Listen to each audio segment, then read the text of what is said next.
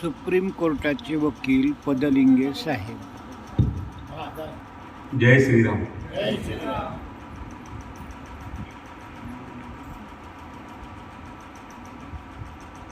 मेरा नाम महालिंग मल्लिकार्जुन पंदरगे है. मूलतः महाराष्ट्र के नांदेड़ जिले से रहने वाला हूँ और वर्तमान में सुप्रीम न्यायालय दिल्ली में एडवोकेट के नाते काम करता हूँ. पिछले 1.5 साल से तप सेवा सुमिरन इस साधना से जुड़ा हुआ. जैसे आप लोग सब आए थे ऐसे ही किसी ने बोला था मुझे भी कि आप इस साधना में एक बार आइए तो आपका जो है ना सारे प्रश्न दूर हो जाएंगे.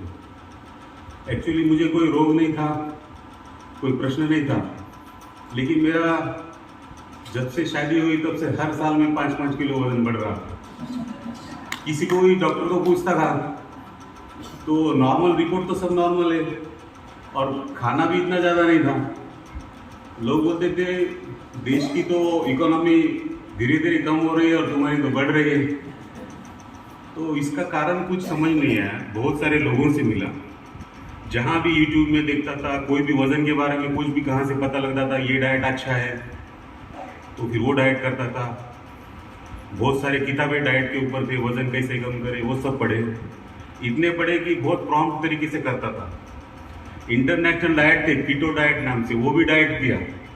कठिन से कठिन डाइट करने की तपस्या करता था कि मैं ऐसा काम करूं जो कोई नहीं कर सकता. हर करता था, हर कोई भी जो बोलता था वो सब करता था.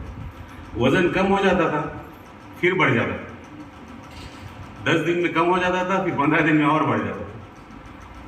डॉक्टर दीक्षित का डाइट आपने सुना, वो भी मैंने किया.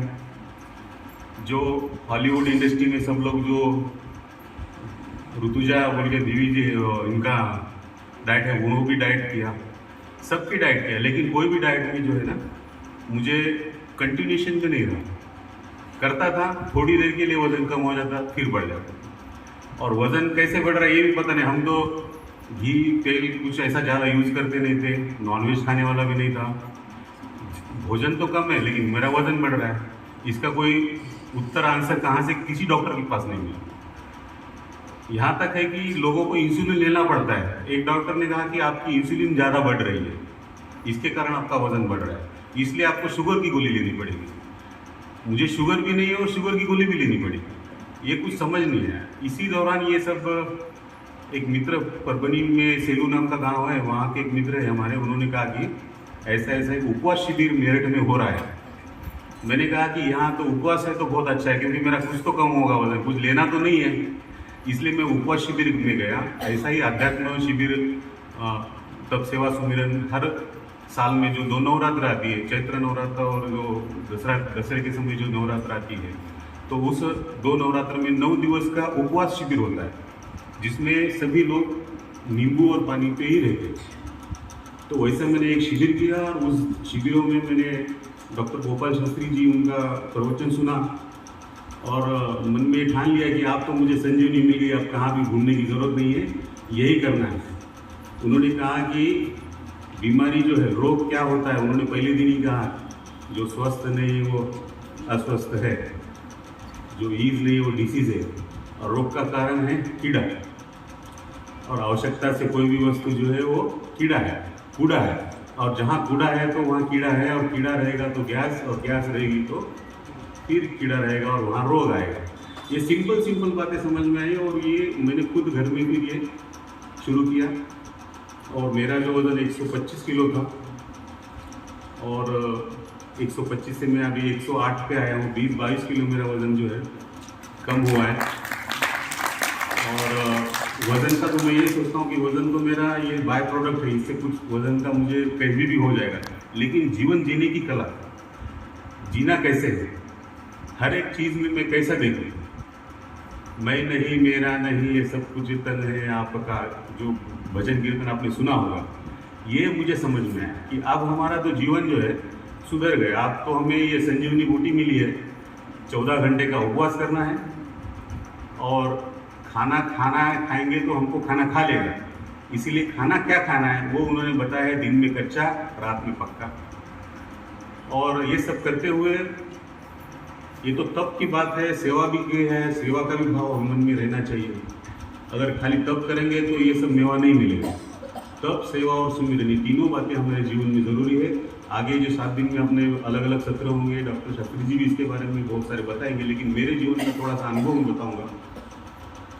तब मैंने किया तो उसका मुझे रिजल्ट भी आया। जैसे सेवा का सिद्धांत विषय है, एज अ वकील होने के नाते बहुत सारे चैरिटेबल काम भी करने पड़ते हैं, तो मैं स्वभाव है कि थोड़ा कमर्शियल ना होते हुए भी गौर गरीब जो भी है उनकी सेवा भी करने को हमें बाय प्रोडक्ट मिल जाता है। हमें करने की ज़रूरत नहीं कि कोई ना कोई दिन में फ्री में सलाह देना, कुछ काम करना किसी का होता ही है। दान धर्म देने के बारे में भी ऐसा था कि बचपन से बोला था देना ही है, लेकिन कहाँ भी जाते तो कहाँ 10 रुपये, कहाँ 100 रुपये, 200 रुपये, ज़्यादा से ज़्यादा 1000 रुपये तक दे देते थे। देने की भावना थी, लेकिन ऐसा कितना देना चाहिए ये कुछ मालूम नहीं थी। देने की भावना थी, लेकिन कम देना, क्या ज़रूरत है किसी को देने की, ऐसा एक थोड़ा सा अंदर से भाव था।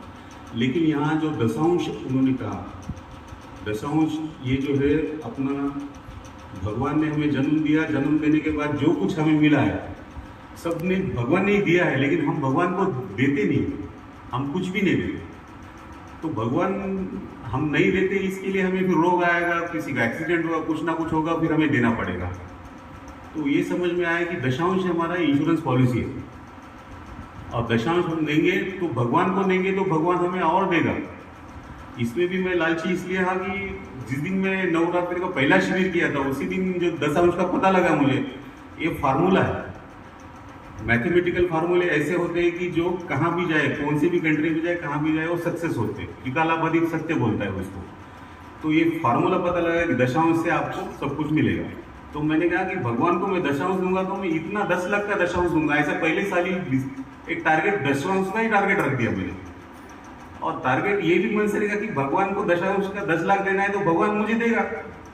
मैंने भगवान को ही टारगेट दिया, तो ये ऐसा हुआ कि वो टारगेट से 10% का तो भगवान ने ऐसे ही 2 महीने में कमा लिया। तो भगवान को जो देना है ऐसा सोचा तो भगवान ने भगवान को कमा लिया, ऐसा सोचा मैंने।